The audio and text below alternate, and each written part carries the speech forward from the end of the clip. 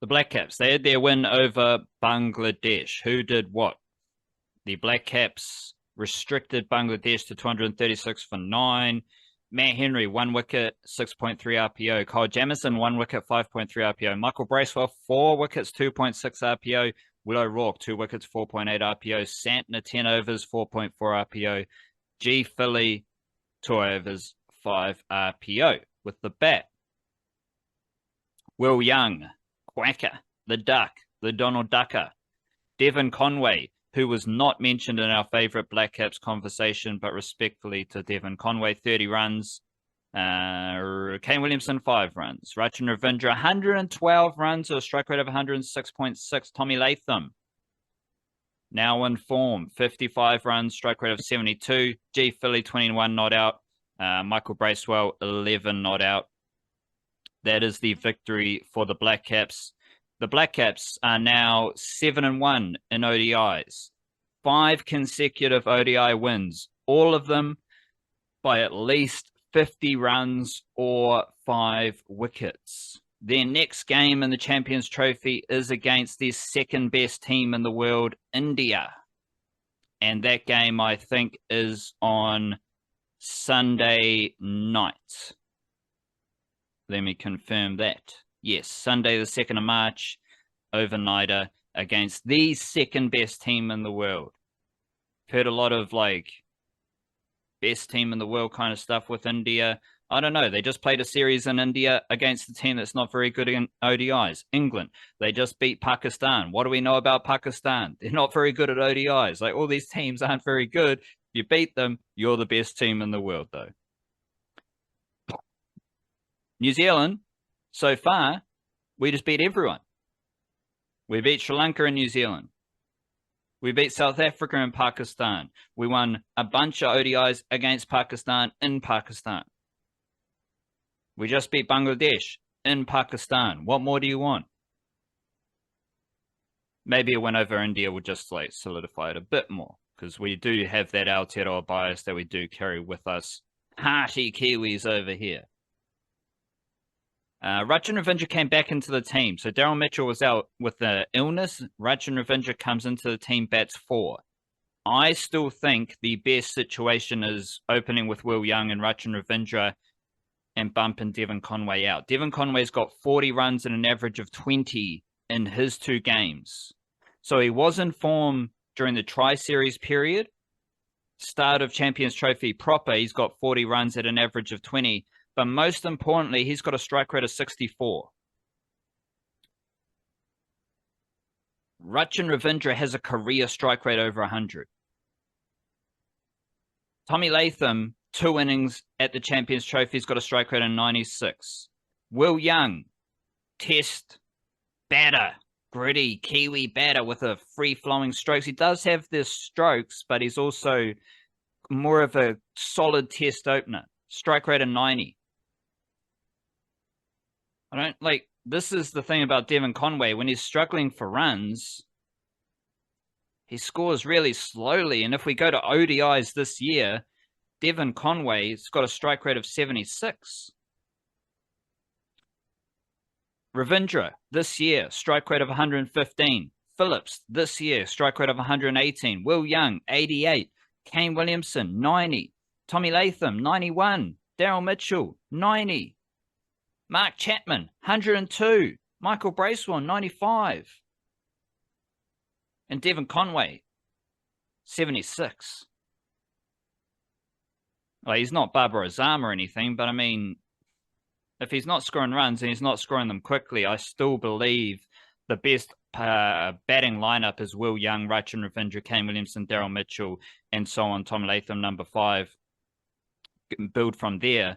The other, as you alluded to, the other funky, quirky, got my words mixed up there, quunky, furky selection was Kyle Jamieson coming into the first 11 straight away, having been called up to replace Lockie Ferguson. I mean, shout out Jacob Duffy. I sees you. You're still there. You're still doing your thing, but you can't get into the team. Seems like Jacob Duffy can never get into the team, but that's all right. We like him. Kyle Jamieson, as I noticed in the Super Smash, swinging the ball both ways. It wasn't hooping both ways in Pakistan as it might in Aotearoa, but he still moved the ball both ways. And that is the biggest thing about Kyle Jamieson. Yes, he's tall. Yes, he gets crazy bounce. Yes, he is tall, gets crazy bounce and bowls 135 Ks, sometimes given 138 a nudge. But he does all that, swinging the ball both ways. That is the craziest skill set that Kyle Jamieson has. And he showed signs of it in conditions that aren't, like, not many other dudes were swinging the ball, but he was still getting a little bit of shape, a little bit of away swing from the right hander, a little bit of in swing to the right hander when he wants to. He controls it. That is what I like about Kyle Jamieson the most. Yeah, I tend to agree about the opening partnership. Because I was noticing the same thing with Devon Conway as it was happening last night, which was like Ravindra was out there flowing away pretty nicely. It's the same thing as well that happened in the Pakistan game where Will Young was scoring pretty much close to like roundabout a runner ball, a little bit under, but roundabout a runner ball after we'd lost a couple wickets at the other end because Kane Williamson didn't score runs in either of these games. And with Young and Conway, it was the opening partnership. So Conway's wicket led to Williamson's wicket, and then Mitchell didn't hang around much either. And then it was the Latham and Young partnership that took the Blackcaps through. Also, a very good Latham and Ravindra partnership. So yeah, it feels like a long, long time ago that we're talking about Tom Latham being in bad ODI form. Eh? Like, suddenly he's not just had two really important knocks in a row, but also been involved in two really big partnerships within that sort of anchored the entire innings for the Blackcaps. So he's batting well personally, and he's batting well with his partners. Good stuff. And yeah, but yeah, Devon Conway scored good runs in the practice games. That was cool. But even then, if you're saying his yearly strike rate is still only in the mid 70s, he can't have been scoring that quickly in those games. I don't remember it being as much of an issue, but I definitely noticed it in both of these games where the partnership he was involved in, it was the other guy who was kind of taking charge. And those two other guys that we're talking about, Will Young went on and scored 100 in that game. Rajiv Ravindra went on and scored 100 in this game. They're the two guys we're talking about as the other alternative options in the opening spots. So with it hasn't happened yet because Ravindra obviously still unavailable for the first game. He only returned from his concussion for this match against Bangladesh. But as he returned, Daryl Mitchell stepped out with illness. So they haven't needed to pick the first 11 yet. There's always been one guy missing to where it's easy just to working around that. If they're not playing again until Sunday night, I would imagine that Daryl Mitchell will be feeling better by then. And if he is feeling better by then, you have a decision to make. And I suspect the decision is the one you've highlighted there, because you can't take the guy who's been scoring mid 60s strike rate over the other two options who have each scored hundreds within the last two games, right? Like that decision seems like it makes itself just based on the overwhelming production there between the three of them. But yeah, we'll see how it goes. I mean, at this rate, someone else maybe it'll be Kane Williamson's turn to be injured and rest for the India game, protect him for the semi-finals or something. They might find some other reason. They seem to be um, they seem to roll with a change or two each game, but also they seem to be able to roll with a change or two each game. Like Ravindra just slotted in at 4, sweet as, no dramas.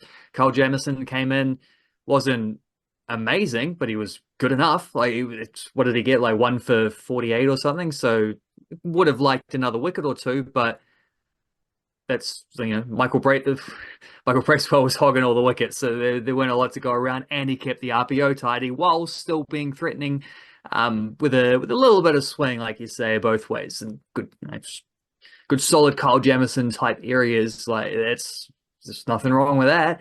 So they've got a strong squad that can withstand a few ins and outs per game. So I think it's good to see all this, but then also, yes, you do come to the point where you also have to pick an 11 at some stage. Like that's got to happen, and we'll see what it looks like. But I I think it's pretty undeniable at this point that as far as the opening stuff goes, you got to lean towards the guys who have scored hundreds, right? It just that seems simple enough. A little bit more background on Devon Conway's strike rate. So, we've talked about this before. In the SA20, he did score 272 runs. So he was one of 9 batters who scored over 250 runs. But Devon Conway had a strike rate of 114, and he was the only batter with over 250 runs who had a strike rate below 125. So that was the most recent T20 competition. If we go to his T20 international batting, comes out of the gates 2020, strike rate of 151. That's got lower with each of the next few years. 2021, he goes down 135. 2022, he goes down to 122.4. 2023, he goes down to 110. This year in T20s, or last year in T20s, he did jump up a little bit to 118. But it's a very different look when you're below 120. Like he was over 120 in his first 3 years, then he's below 120 in his last 2 years of T20 international batting. We go to ODI cricket. 2023, the World Cup year where he was very good up until the second game of the World Cup.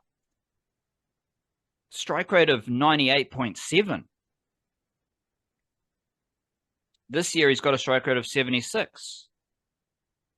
So it's like these little strike rate indicators for a player like Devon Conway. Like if he's confident, if he's free-flowing, he can score very quickly. But he's also capable of scoring very slowly when he's not quite in the best touch. And that's only relevant compared to the other batters we have. Like Daryl Mitchell is nudging 100 strike rate. Rachin Ravindra, career ODI strike over 100. All these like Will Young.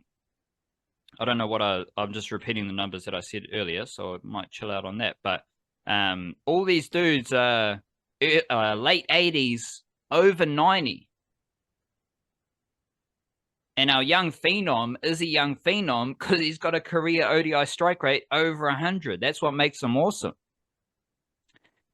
And then there's Devon Conway, who looks like he's playing Test cricket in an ODI team, in a T20 team. So I'm fine carrying a batter like Devon Conway if that's all we have.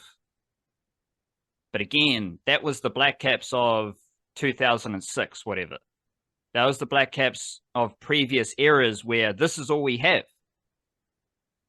But as you say, we've got Will Young scored a century.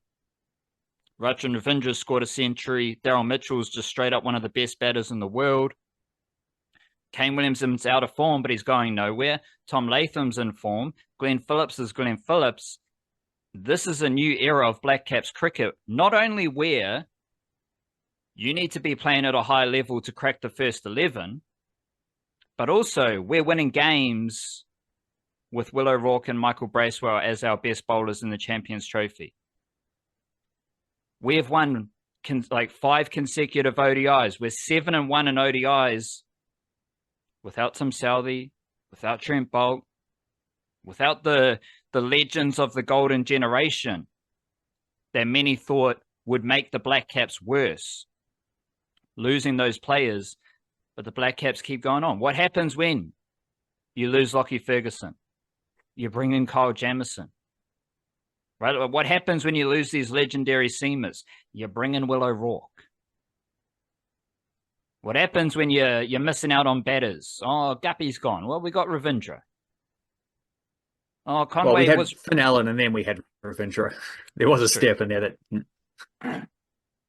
So it's just a good time to be a Blackcaps fan. Now, obviously, who knows how the rest of this tournament will play out, but it's been a good start. But it's also important to note that this good start in the Champions Trophy is part of a very good ODI period for the Blackcaps. As we've said before, this current version of the Blackcaps, tactically on point. Like they're doing stuff in batter-friendly conditions to limit the flow of runs. They got some good spinners who, like, no one thinks of Bracewell as a really good spinner, but he's doing his job as a good spinner. The fielding, they are the best fielding team in the Champions Trophy. They're smashing boundaries like every other team. If we go to the old net run rate, Blackcaps and India are the only two teams who have played 2 games. They've both got 2 wins. The Blackcaps have a net run rate of 0.86. India has a net run rate of 0.64. Now, it's a complicated equation, but that is to say the Blackcaps are playing really good cricket, but they're playing really good cricket in the Blackcaps way. We've got variety of lads chipping in, variety of lads contributing to winning cricket, best fielding, tactical precision, making the most of their resources. And it's just, I think, like, it makes you proud as a Kiwi to see a national team epitomizing how we want to be represented as Kiwi sports fans. But right now, they're doing it with really funky skills as well, which is what we've talked about with the youngsters coming through. Reece Mariu's got funky skills as a batter. Muhammad Abbas has funky skills as a all-rounder. Zach Folks has funky skills as an up-and-coming seamer. Like, this is the state of Kiwi cricket, I reckon, is reflected in how the Blackcaps are playing. And there's a little bit more juice, a little bit more X factor, a little bit more pizzazz in this current Blackcaps team, mixed in with all the Kiwi fundamentals that we have come to love about the Blackcaps. Yeah, the other point with Conway, I guess, as well, is on top of the strike rate and the not scoring anywhere near as many runs as the other guys he's in contention with, but he has got some runs recently. I mean, it's what you're saying there about, like, he's not doing terribly. It's just that we got other guys who are doing much better. Like, that's the simple equation of it. Is all it needs to be. But the other thing with him is although he's batting longer than he was and scoring more runs than he was when the dip was more apparent, as it has been in the previous 12 months, the dismissals still feel the same. You know, like, he's still getting out, playing either around or inside the line of the ball, and like lots of edges, inside and outside edges. He played onto his stumps in the Bangladesh game, which looked particularly awkward and ugly. The way he got out there. He's fighting through it clearly, but you can see it in the way that his strike rate is dipping, and the dismissals are still kind of the same. Like, he's doing well, but he's not doing nearly as well as he used to do. Like, he's hanging around, he's grinding things out, but he used to be able to just slap boundaries through cover regularly in the first over of games earlier in his inning. Now he just seems like he's taken a lot of time to get into it, which is, maybe that's him working his way out of the slump. Hopefully that's what it is, but also it's not that consequential, because we can just not pick him for the next game and have Raji Ravindra open with Will Young, who have both scored hundreds within the last 2 games. And Kane Williamson, you mentioned, is a little bit out of form after scoring 6 runs or something in the last 2 games. He scored 100 about 4 games ago. You know, even then he's got a recent century, even if his last couple innings haven't looked very flash. It doesn't, like, Devon Conway will just do the best he can with the opportunities he gets, but the Blackcaps don't have to live or die based on whether he finds form or not, because they've just got better guys they can pick instead, you know? This is no longer Kane Williamson's best year of ODI batting. Oh. So his 2 scores in the Champions Trophy have seen him dip down from what was a fantastic start to the year in ODI batting. He is still in his 3rd consecutive year averaging over 50 in ODI cricket. And excluding 2024, where he didn't play any games. 3rd consecutive year in which he's played. That's what I said. The 4 out of the last 4 years of his ODI batting, he's averaged over 50 as well. So he's welcome to have a few quiet knocks. And as align with what I was saying. The Blackcaps have won 2 Champions Trophy games with Kane Williamson doing nothing but catching. Yeah. He's not. He's not. Excuse me. He's not captain. He's not scoring runs. He's not bowling. He's just catching and chasing the ball.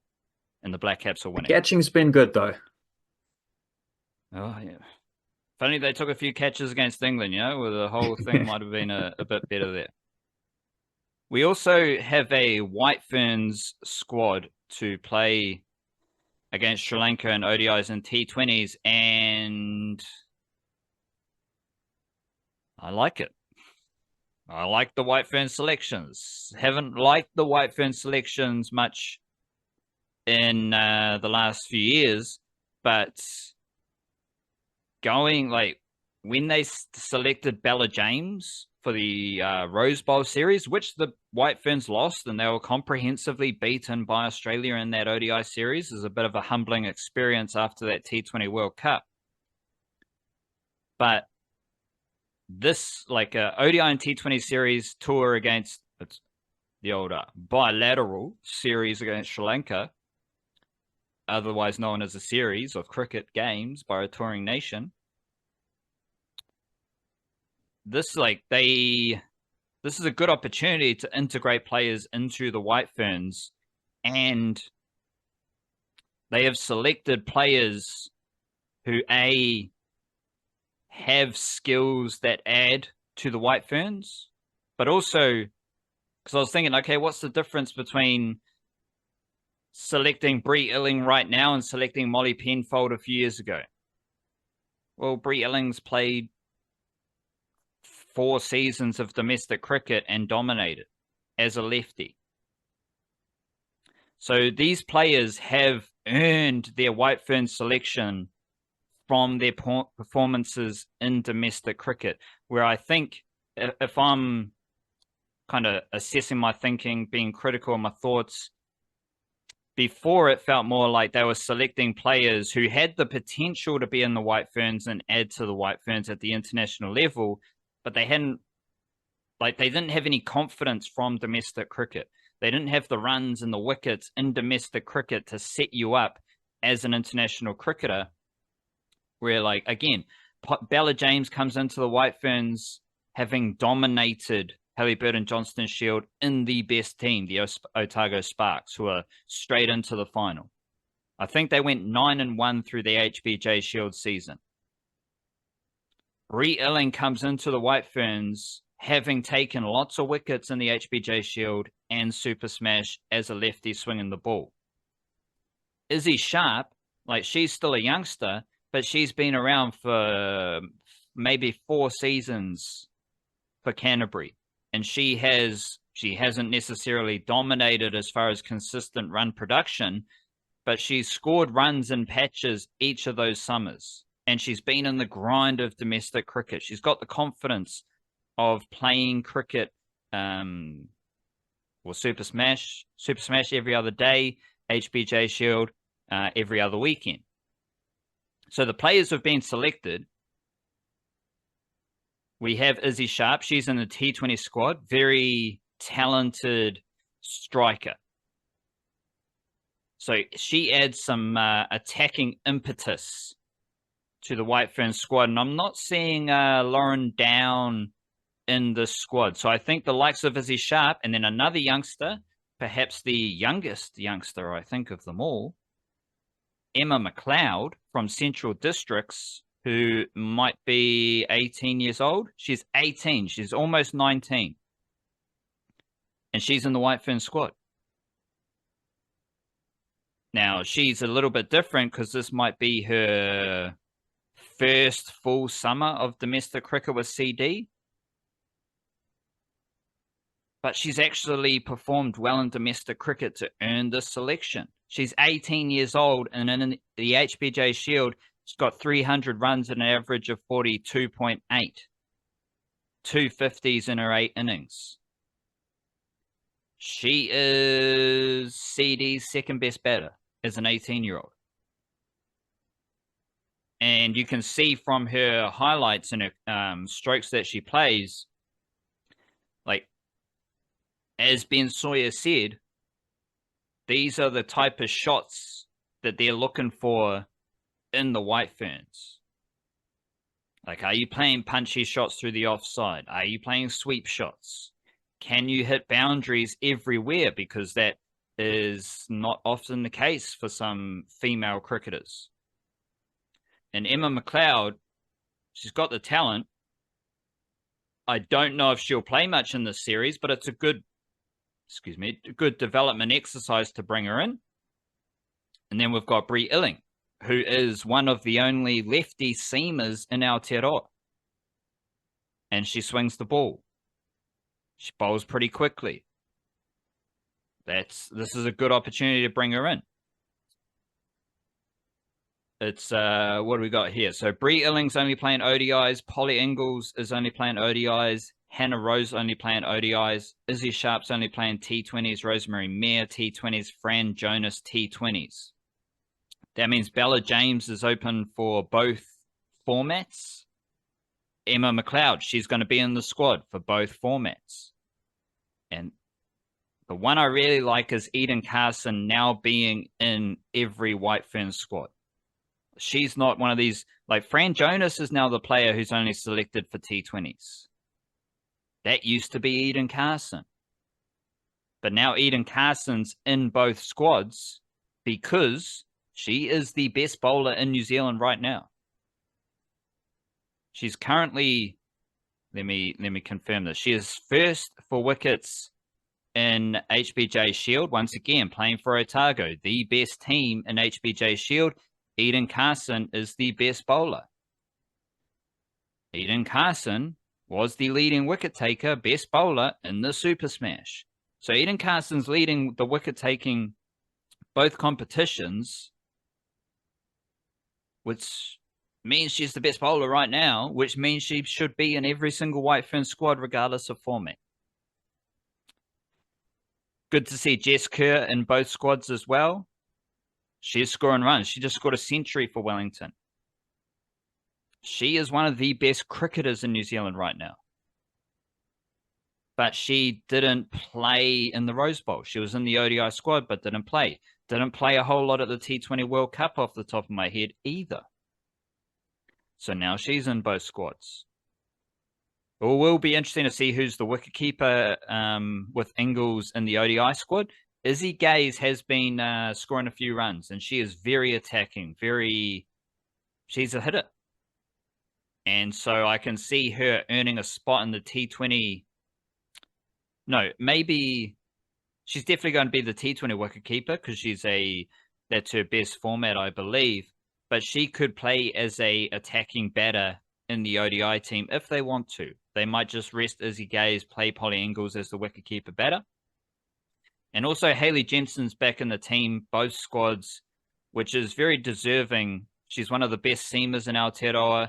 She's a pretty good batter as well, aggressive batter. And with no Molly Penfold, no Leah Tahuhu, I think Hayley Jensen's a good player to bring into the squad for both formats. So it just, like, I don't know. It's a crazy world we live in where we're just getting sensible White Fern squads now, I think. Amelia Kerr, she's on a T20 walkabout, so she's not playing, but it's all good. This is where opportunities are presented for other players. Sophie Devine's taken a break. It's all good. Let's get some other players involved. Most importantly, other players who have earned the opportunity. So I think this is a really good spot. And it's a good example of where women's cricket in New Zealand is at because there's a lot more players coming through. Hannah Francis, she's 18 or 19 years old, dominating with bat and ball for Wellington. Flora Devonshire, early 20s, dominating with bat and ball for CD. There's a lot of really good talent coming through, and we're just seeing it now sprinkled into the White Ferns squad on the back of strong performances at the domestic level. Yeah, that's good and assuring because I did see that squad and I three uncapped players added to White Ferns team. There's an 18-year-old, a 20-year-old, and a 21-year-old. And I'm thinking, are they up to the old tricks of picking players before they've actually earned it and just sitting like trying to treat the premier national team as a development opportunity? Which I mean, ultimately, like a lot of those players are in the squad now were picked like that. Fran Jonas is one of them, and Georgia Plimmer is one of them, and Izzy Gaze is one of them. Like the players who were picked very early because they have potential that they're now kind of fulfilling. Like they've got there. It wasn't a talent identification issue. It was is this the best way to develop your players kind of issue without letting them get the reps in at domestic cricket first and really kind of get a handle on their game and how they play and just get that confidence which you can bring forward. So I'm very assured to hear you say that the players they picked have done that. Like they are picking players who are, you don't peak at age 18, 20 or 21 or anything like that. These are players who will get better as they continue to play cricket, but then also they at least have that backlog of domestic stuff and form as well, current form as well as having had in most of those cases outside of the MM Cloud case, bit of a bolter on that count, but then like the other two have particularly had a couple of seasons as well, so they've had some ups and downs as well as just current good form. So yeah, I'm relieved to hear you lay that out as you did. It's actually quite an exciting team now, especially to see them probably playing without Amelia Kerr feels like you want to do that now and then. Like you want Amelia Kerr available as often as possible, but you also have to be careful of not making her into such a talisman that the team doesn't know what they are without her. So you got to play a few games without her in the same way that like, because this is late summer, Sri Lanka are coming for ODIs and T20s. Exactly the type of squad that Kane Williamson or Trent Bolt wouldn't have played. It's kind of the same thing. It's Amelia Kerr's not playing because she needs rest or anything like that. She's going to play somewhere else. She's I think one of IPL or whatever, one of the things, doesn't matter. Walkabouts. Yeah, yeah, walkabouts. And now the team get to function without her in a way that probably, yeah, every now and then I would imagine it helps just to remain a team without your talisman in the middle as well, just to keep things fresh and to keep everyone else kind of active and realizing that like, oh, I can go and win games too. Don't have to wait for Amelia Kerr to do all the work. I could just score the 100 today. I could take the 5 wickets or whatever. It's that'll be good to see, and also good to see who actually does that as well, assuming they win these games. Like who will be the players who do that and score the runs, take the wickets. That'll be cool. So yeah, no, you've got me excited for this tour now. There's the Halliburton-Johnston Shield final first, though. That is coming up this Saturday. It's a big finals weekend in Dunedin. So if you're in Dunedin, make sure you check out all the domestic cricket. Otago versus Auckland. Maddie Green, best batter in the HBJ Shield, 572 runs, averaging 63. She is in fantastic form, obviously playing for Auckland. Auckland also has Sachi Shari in good form, averaging 52 with 4 50s. Maddie Green's got 2 centuries, 3 50s. This is the interesting thing about women's cricket in Aotearoa. The best batters in HBJ Shield, Maddie Green, Caitlin Gurry, Kate Ibrahim, who's been averaging over 50 for like her 5th consecutive season. Sachi Shari, Felicity Robertson.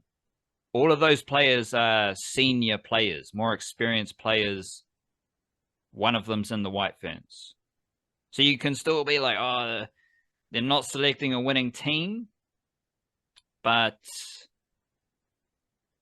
I'm not mad at it right now. So it is what it is. Then you got Bella James, who is the second best batter for Otago behind Felicity Robertson. Then we get to Hannah Francis, is what I'm saying. Let's check in. Hannah Francis, 19-year-old maybe? Hannah Francis, 19 years old. She is 7th for runs, averaging 32.9. And she has also got 12 wickets, averaging 19. So that's Hannah Francis, who isn't in any of these White Ferns squads.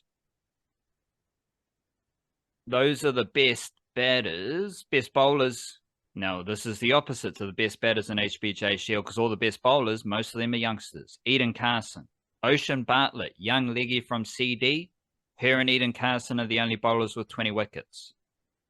So if we need another spinner, need another leggy, Ocean Bartlett's on the rise. Bree Illing third. Hannah Rowe, good season for her. She's fourth. Flora Devonshire, lefty spinner, lefty batter. Another skill set that I can see the White Ferns wanting in the future. 18 wickets, averaging 17. Flora Devonshire, averaging 17 with the ball and 33 with the bat, which is excellent for a youngster like her. Jess Kerr, 16 wickets. Hayley Jensen, 15 wickets. Amy Hucker, 15 wickets. Anna Browning, 13 wickets. Right there in that list, we've got Flora Devonshire's got White Ferns potential. Ocean Bartlett's got White Ferns potential. Amy Hucker has White Ferns potential. Anna Browning definitely has White Ferns potential. Hannah Francis has White Ferns potential. All those players will be in the White Ferns mix over the next 5 years. Bank on it. I'm fairly confident about that. Ford Trophy. Let me take a little moment there. Auckland versus CD, little bit weird. It's in Dunedin, but it's on Friday. So in Dunedin, you got a Ford Trophy Eliminator final Friday. You got the HBJ Shield final Saturday. You got the Ford Trophy final Sunday. Auckland versus CD on Friday and Canterbury Australia, on Sunday. Canterbury, who have lost 5 consecutive Super Smash finals, but they also have 2 Ford Trophy championships in their last 4 years, during this period of Super Smash failures. And they just finished first in the Ford Trophy. So yes, Canterbury they do have that Super Smash final losing habit, but they're also an excellent Ford Trophy team over the same period.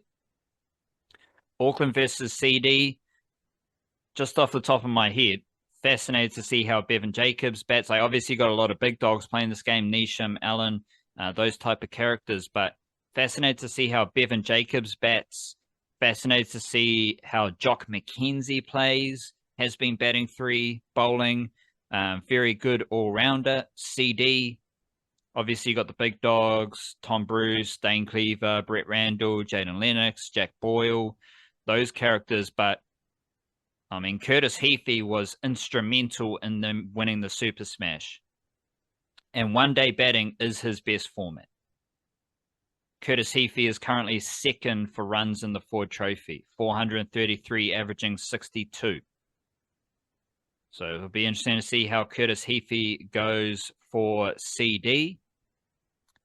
And who's the best Canterbury batter? Cole McConchie, 339 runs, averaging 42. Reece Matayu has been scoring runs in the Ford Trophy recently. A couple of 50s, which Plunkett Shields' his best format. Now he's starting to get a bit of runs in Ford Trophy, but he averages 14 in 2 Super Smash games. So he hasn't really expressed himself as a T20 batter just yet. But he is finding form at a very important stage for Canterbury in the Ford Trophy, who are the relevant wicket takers. Matt Bacon, best bowler, shout out to him. Liam Dudding's been very good for Wellington. But then we go Brett Randall and Jaden Lennox, 3rd and 4th in Ford Trophy wicket taking.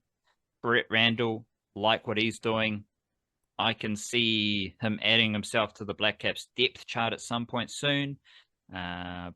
CD also have Blair Tickner. He hasn't played recently, so I'm curious about his involvement. But then you got Ray Toole. So you might have a battle of the lefties maybe. Ben Lister, if he's back in action. Did play the last game, I believe. Ben Lister, Ray Toole, 2 lefties to watch out for. And if we're including Andrew Hazeldine, very aggressive, fast lefty, that sets the tone for the lefties in Aotearoa. And if we include Bree Illing, we got lefties. Don't worry about that. Flora Devonshire's a lefty spinner as well. So we got lefties. We even got lefty batters because Flora Devonshire is a lefty batter. Best bowler for Canterbury, Zach Fox, obviously. Mandatory. So shout out to that. Shout out to cricket. Good cricket happening. Ford Trophy finals, HBJ Shield finals. We've got the White Ferns squad. with a couple of youngsters, good squad there. And we got the Blackcaps dominating to start the Champions Trophy. So it's all looking lovely for Aotearoa cricket right now.